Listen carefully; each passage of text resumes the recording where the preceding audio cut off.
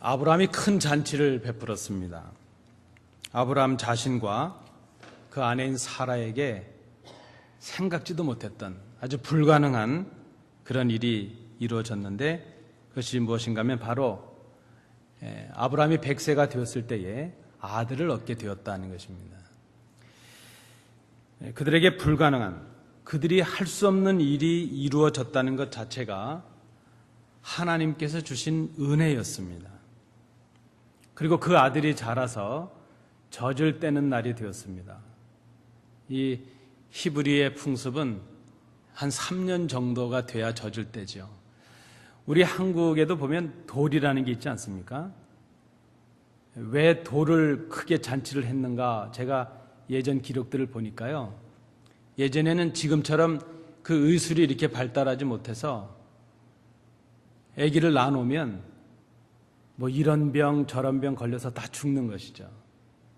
적어도 한 돌쯤 지나야 이제 앞으로 성장할 수 있겠다는 가능성을 보는 것이죠. 마찬가지로 이 히브리 문화 가운데서도 한 3년 정도 지나면 젖을 떼는데, 젖을 떼는 때가 되었다는 것은 이제 죽음의 위기들을 좀 넘기고 잘 성장할 수 있는 계기를 맞이했다는 그런 의미가 있습니다.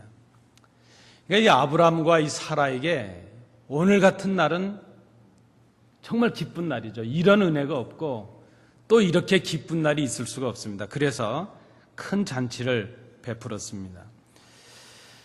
어떻게 보면 이 아브라함과 사라에게는 이제 여한이 없습니다. 뭐 그런 거 있지 않습니까? 이젠 죽어도 좋다, 뭐 그 정도가 되었을 것입니다. 그런데 우리가 오늘 함께 봉독하셨지만 본문을 잘 보면 더 이상 바라는 것도 없고 더 이상 소원할 것도 없는 것 같은 이 아브라함과 사라에게 문제가 생겼습니다. 갈등이 생겼고 그것 때문에 아브라함이 깊은 근심에 빠지게 되었다는 것입니다. 우리가 오늘 이 본문을 통해서, 이 본문의 사건을 통해서 우리가 생각하고 배워야 할 중요한 신앙의 원리들을 생각해 보고자 합니다. 첫 번째는 기도의 응답이 이루어진다고 해서 우리의 모든 문제가 해결되는 것은 아니다 하는 것입니다. 아브라함은 75세 때에 하나님의 부르심을 받았습니다. 하나님께서 아브라함을 택하시고 복의 근원이 되게 하시겠다는 그런 약속도 주셨습니다. 그 부르심과 약속을 받고 25년이라는 세월이 흐른 후에 아브라함은 하나님의 은혜로 아들 이삭을 얻게 되었습니다. 이삭을 얻었다는 것 자체가 하나님의 응답이었습니다. 그런데 이삭을 주신 그 응답 때문에 또 다른 갈등과 또 다른 근심이 지금 이 아브라함 집안에 시작되었다 하는 것입니다. 그것은 이삭으로 인해서 또 다른 아들 이스마엘을 내보내야 되는 그런 갈등과 근심의 문제였습니다. 제가 캘리포니아에서 교회를 섬길 때 하루는 우리 성도들과 함께 야외 예배를 드리고 그 가까운 산을 등산을 한 적이 있었습니다. 그 길을 안내하시고 장소를 섭외하신 그 집사님께서 그저 한 20-30분 산책하는 정도의 거리이기 때문에 어렵지 않다. 근데 제가 생각을 잘못했었죠. 그분은 틈틈이 높은 산을 가시는 분이고 산에 가서 야영도 하시는 분인데 그분이 생각하시는 20-30분과 우리가 생각하는 20-30분은 너무나도 달랐죠. 하여튼 그저 그렇게 가벼운 코스라고 생각을 해서 우리 여성 성도들뿐만이 아니라 어린 아이들도 그 산책에, 그 등산에 함께 참여를 했습니다. 제법 저도 산을 탈 만한 그런 정도인데 제가 숨이 가쁘고 어지러워지는 것을 경험을 했습니다. 날씨는 뜨겁고 벌써 제 뒤로 보니까 우리 여성 성도들이나 아이들은 얼굴이 하얘지기 시작합니다. 아, 이대로 가다가는 큰일 나겠다. 그래서 제가 집사님께 그렇게 말씀을 드렸습니다. 집사님, 생각보다 힘든데 이 정도 하고 이제 길을 택해서 내려가는 게 어떻겠습니까? 그렇게 말씀을 드렸습니다. 그랬더니 그 집사님께서 말씀하시기를 저 언덕만 넘으면 끝이라고. 저 보이는 저 고개만 하나 넘어가면 끝이라. 그래서 제가 우리 성도들에게 저 언덕만 가면 된답니다. 이제 힘을 내십시다. 그래서 아주 사력을 다해서 그 언덕을 올랐습니다. 그랬더니 그 집사님이 말이 바뀌시는 겁니다. 저 언덕 하나만 더 가면 된다고. 그 말을 서너 번이나 반복을 했습니다. 그저 언덕에 올라가면 이것이 끝이겠지 했는데 올라가니까 또 올라야 될 언덕들이 기다리고 있고 펼쳐져 있던 그런 경험을 해보았습니다. 여러분, 우리 사는 것도 그렇습니다. 우리가 이것만 응답되면 좋겠다. 이것만 응답되면 더 이상 소원도 없다는 그런 기도의 제목들을 우리가 가지고 있습니다. 이런 조건이 갖춰지고 이런 환경이 바뀌고 이런 문제만 해결이 된다면 이제 우리는 문제가 없다, 이렇게 생각을 합니다. 그런데 여러분, 이미 우리가 경험을 하고 있습니다. 그렇게 우리의 기도의 문제들이 응답이 되고 우리가 원하던 것들이 이루어진다고 해서 우리의 삶의 모든 문제가 해결되는 것은 아니라 하는 것입니다. 왜 그런가? 우리가 사는 세상이 문제투성이의 세상이기 때문입니다. 이 세상이 완전하지 않고 온전하지 않고 하나님을 떠난 세상이 되었기 때문입니다.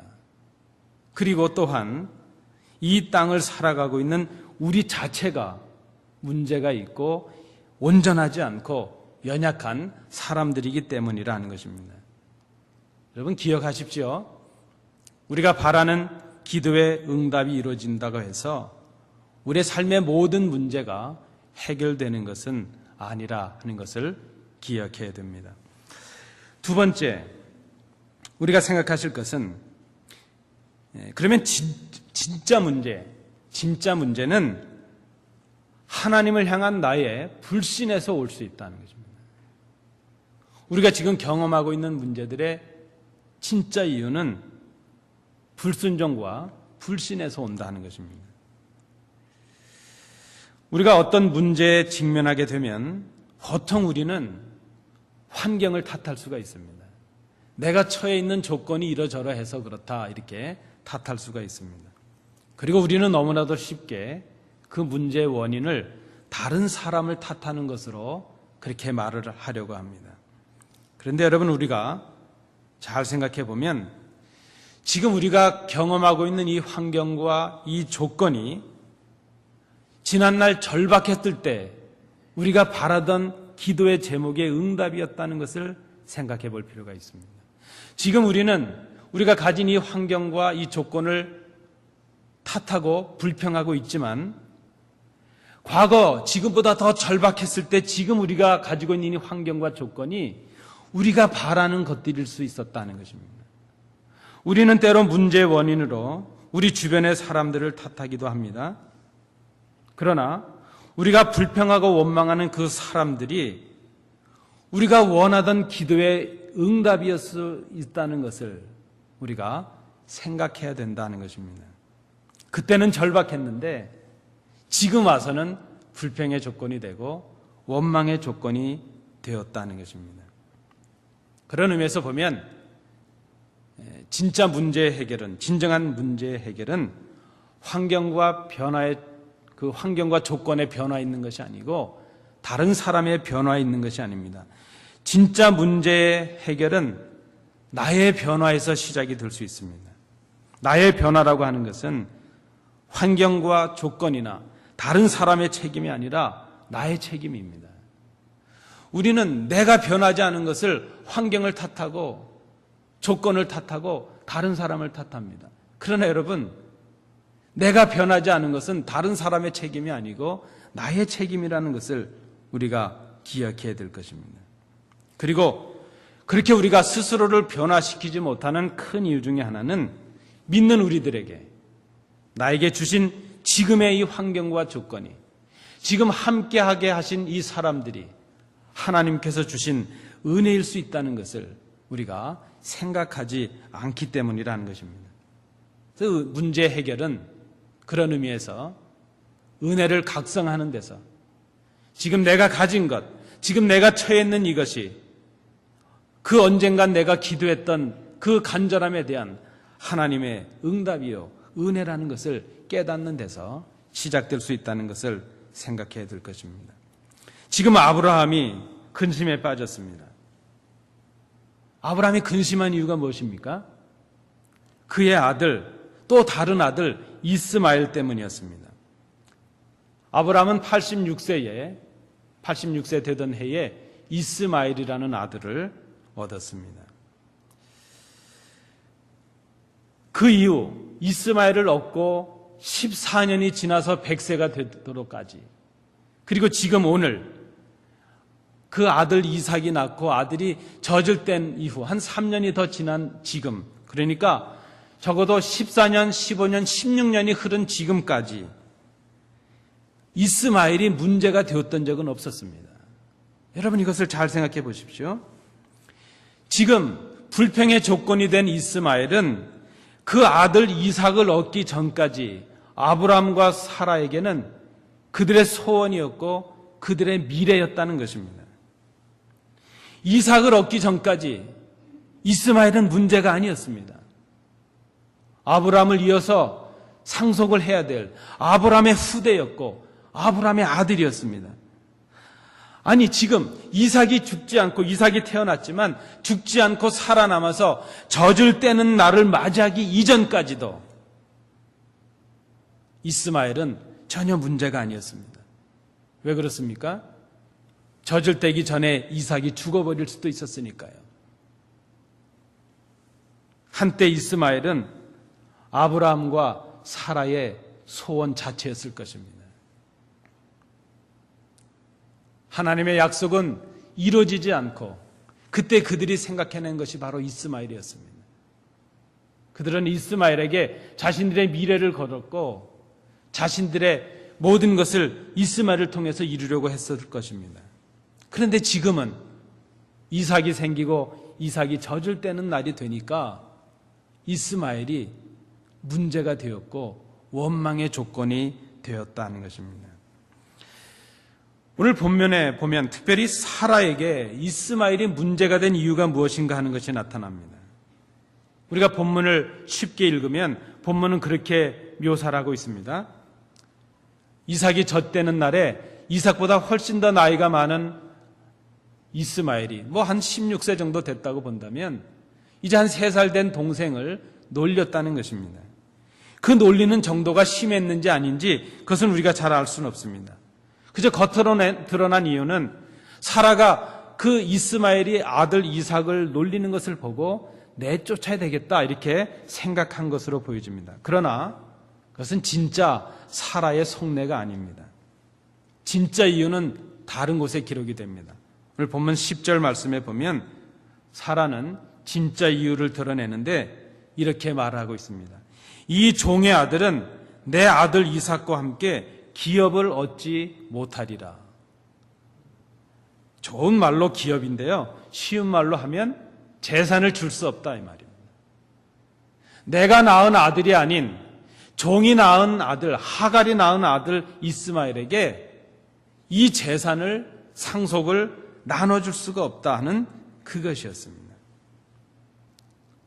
사라는 지금 그렇게 절박했던 이스마엘이었지만 이삭이 생기고 이삭이 젖을 떼고 나니까 하나님께서 지금까지 인도하셨고 이삭을 이렇게 얻게 하시고 이삭이 젖을 뗄 정도로 자라게 하신, 보호해 주신 그 하나님의 은혜를 다 잊어버리고 말았습니다. 그리고 이삭의 자리를 대신했던 이스마엘이 이제는 거추장스럽게 되었습니다. 물론 여러분 아시는 대로 성경은 이삭을 하나님의 자녀로, 또 이스마엘을 육체의 자녀로 묘사하고 있습니다. 그리고 하나님의 계획이 이삭을 통해서 이루어지는 것을 계획하고 있습니다. 그런데 여러분, 그 하나님의 선택이 아브라함과 사라만을 위한 것이었겠습니까? 하나님의 아브라함을 택하시고 이삭을 택하시고 그 후대의 야곱과 그 모든 족장들 이스라엘 택하신 이유는 무엇입니까? 바로 그들을 통해서 온 인류를 택하시는 하나님의 구원의 계획을 이루시기 위함이었다는 것입니다. 그러므로 아브라함을 택하시고 이삭을 택하시는 것은 아브라함과 사라만을 위한 선택이 아니라 온 인류의 구원을 위한 하나님의 구원의 계획이요 하나님의 선택이었다는 것을 우리가 기억해야 될 것입니다. 그런데 우리가 지금 여기서 생각하고자 하는 것은 사라의 마음입니다. 하나님의 뜻이 아닌, 하나님의 아들이 아닌 육체의 아들 이스마엘을 생기게 했던 그 장본인이 바로 사라였습니다. 창세기 16장을 우리가 볼 필요가 있습니다. 갈대 우르를 떠나와서 하나님의 약속을 받은 지 10년이 지났습니다. 그러면 10년을 기다렸으면 많이 기다린 것이죠. 아브라함이 85세가 되었는데 하나님께서 주신다고 하셨던 아들은 보이지도 않습니다. 그리고 이제 남편이 86세가 되었습니다. 점점 자신들의 능력으로는 아이를 생산할 수 없을 것이라는 그런 생각을 갖게 되었습니다. 하나님의 약속이 늦어지게 되니까 한 10년쯤 기다렸던 이 사라가 한 일이 무엇입니까? 자신의 여종이었던 하갈을 남편의 첩으로 주었습니다. 그리고 그에게 아들을 낳도록 한 사람이, 그 사람이 바로 사라였습니다. 그렇게 낳아진 아들이 바로 이스마엘이었습니다. 하나님의 약속을 신뢰하지 못하고 인간적인 방법과 인간적인 계획으로 하나님의 뜻을 거슬리고 하나님 앞에 불순종했던 결과가 바로 이스마엘이라는 아들이었다는 것입니다. 그리고 그 불순종과 그 불신앙의 주체가 바로 사라였고 아브라함이었습니다. 오늘 잔치를 벌여놓고 사라와 아브라함이 갈등에 빠지고 근심하고 있는 이유, 그것이 무엇인가? 그것은 이스마엘 때문이 아니고 하갈 때문이 아니고 지난날 자신들의 인간적인 절박함 때문에 하나님의 약속을 저버리고 하나님의 약속에 대한 불신앙과 불순종으로 자신들이 만들었던 그 계획으로 이룬 이스마엘이 오늘 문제가 되었다는 것입니다. 여러분, 우리가 이것을 놓치지 말아야 될 것입니다. 우리가 경험하고 있는, 우리가 직면하고 있는 문제의 대부분은 지금 우리에게 있는 것들이 하나님의 은혜라는 것을 생각하지 않기 때문입니다. 우리가 불평하고 있는 요소들, 이 환경과 조건들, 우리가 불평하는 사람들이 우리가 절박했을 때에 구했던 우리의 기도에 대한 하나님의 응답이라는 것을, 은혜였다는 것을 생각하지 않습니다.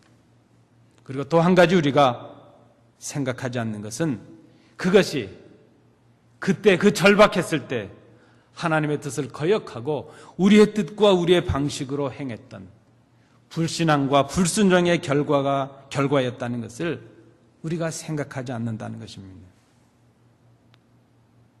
문제가 있다면 그 문제의 원인은 환경이 아니고 조건이 아니고 다른 사람들이 아니고 나 때문이라는 것을 우리가 기억해야 될 것입니다. 물론 하나님께서는 아브라함과 사라를 향한 약속을 변치는 않으십니다. 여전히 그들에게 약속하신 은혜를 베푸십니다.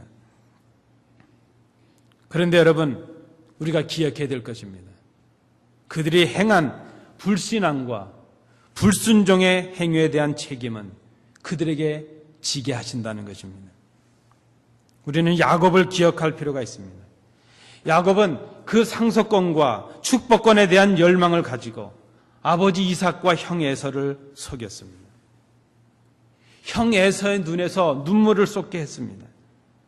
물론 그는 하나님의 은혜로 하나님의 약속을 잇는 구원의 족장이 되었습니다. 그러나 그가 행했던 거짓고 악한 행위에 대한 보응은 그가 그대로 삶을 통해 받아야만 했다는 것입니다.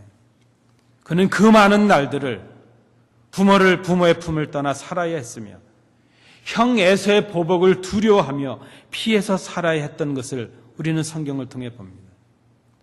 그는 형의 눈에서 눈물을 쏟게 했지만 그의 자식들이 사랑하는 아들 요셉이 죽었다고 요셉의 피 묻은 옷을 가지고 와서 그 아버지 야곱을 속임으로 인해서 아버지 야곱은 사랑하는 아들 요셉의 피 묻은 옷을 들고 피눈물을 쏟아야 했다는 것입니다.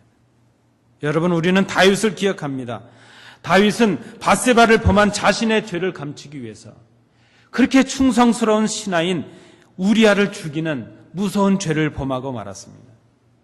그는 그 일로 인해서 철저하게 자신의 죄에 대해서 회개했습니다. 그의 침상의 자리가 마를 날이 없을 정도로 회개를 했습니다. 그리고 하나님은 그를 용서하셨고 마음에 합한 자라 칭하셨고 왕 중의 왕이 되는 복을 허락해 주셨습니다.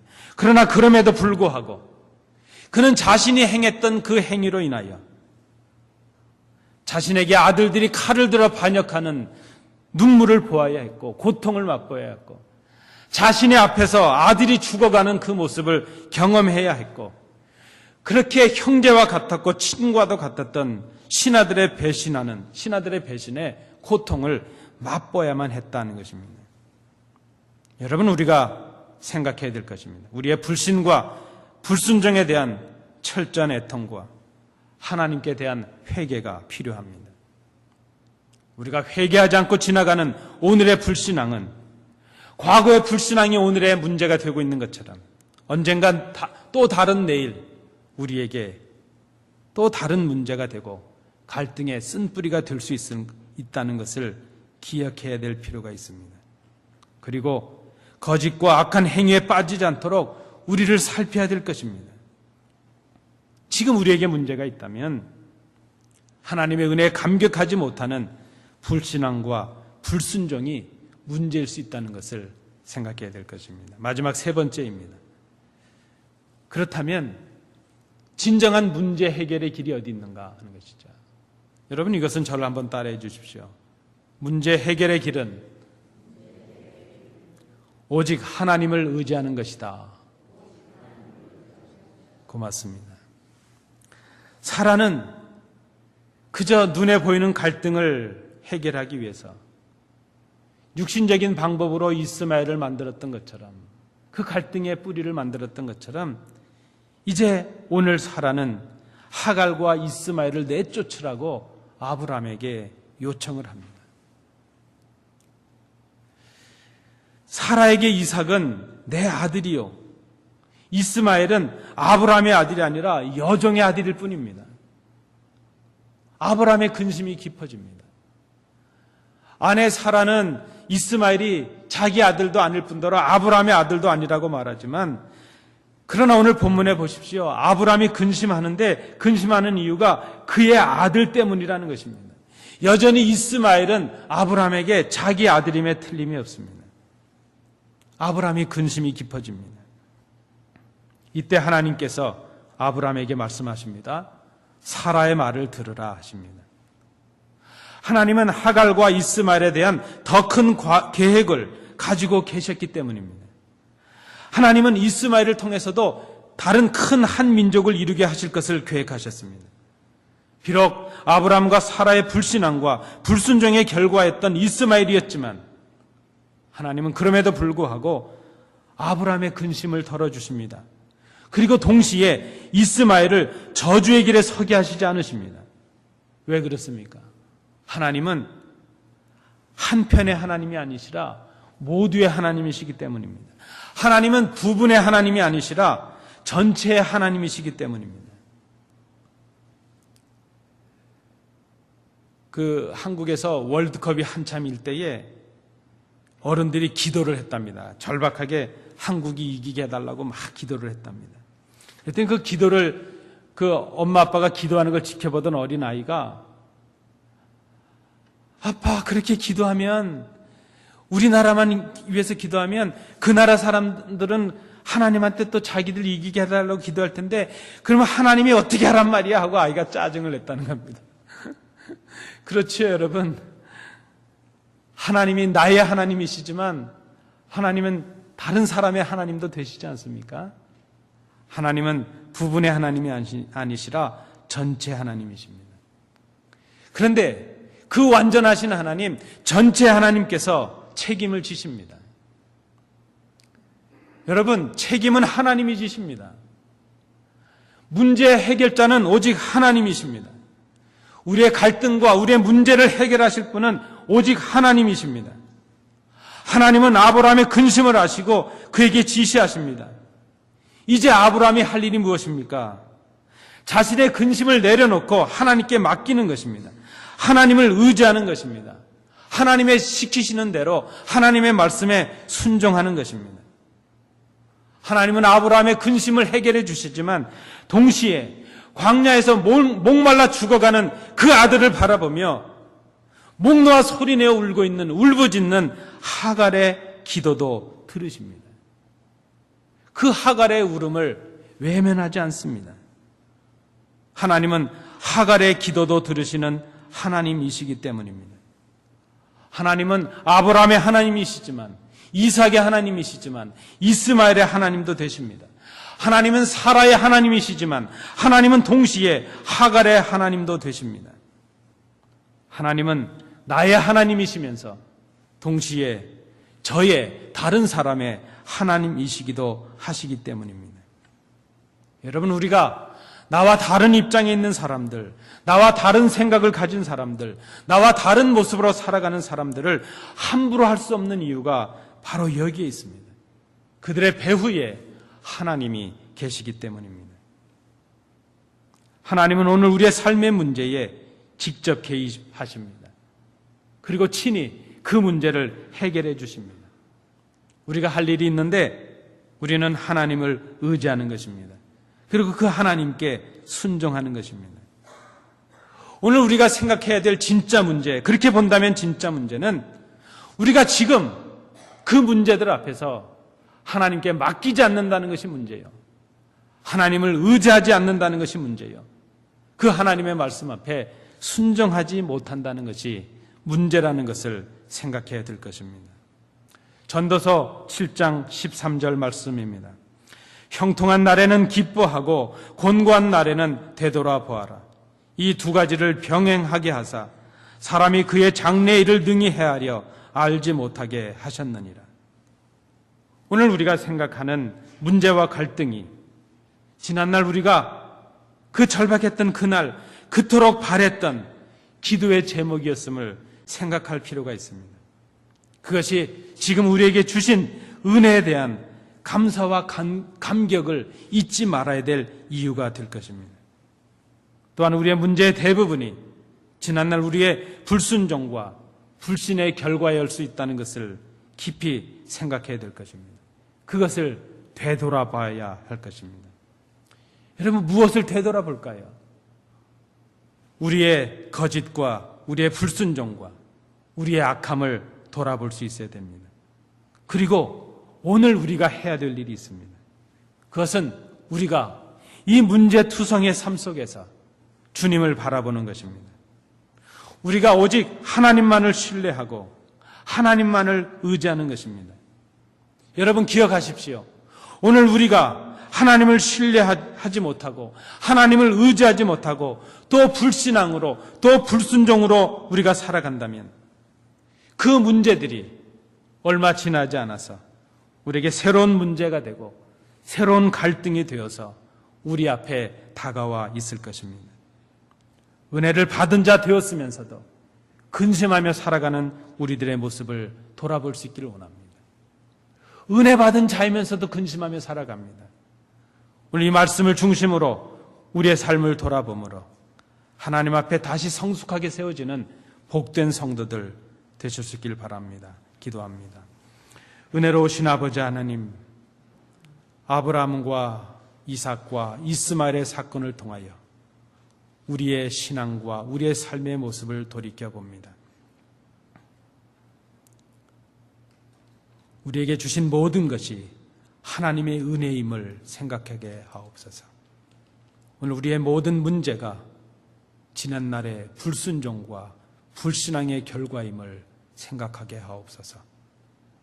그리고 오늘 우리가 순종하지 못하고 충성하지 못할 때 그것들이 내일의 우리의 문제가 될 수 있다는 것을 생각하게 하옵소서.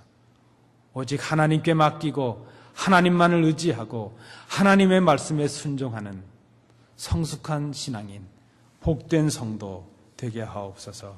예수님 이름으로 기도하옵나이다. 아멘.